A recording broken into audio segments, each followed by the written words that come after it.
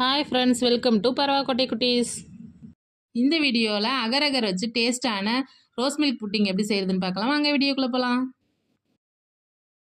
First ஒரு பவுலில் தேவையான அளவு அகர் அகர் எடுத்திருக்கேன். ஒரு குட்டி டம்ளரில் 1.5 டம்ளர் தண்ணி சேர்த்துருக்கேன். இந்த பவுலை அடுப்பில் வச்சு அகர் அகரை நான் கரைச்சி எடுத்துக்க போகிறேன். இதுக்கு எந்த பதமும் தேவையில்லை, ஜஸ்ட்டு கரைஞ்சா போதும். இப்போது காய்ச்சி ஆற வச்ச பாலில் 2 டீஸ்பூன் ரோஸ் மில்க் எசன்ஸ் சேர்த்துருக்கேன்.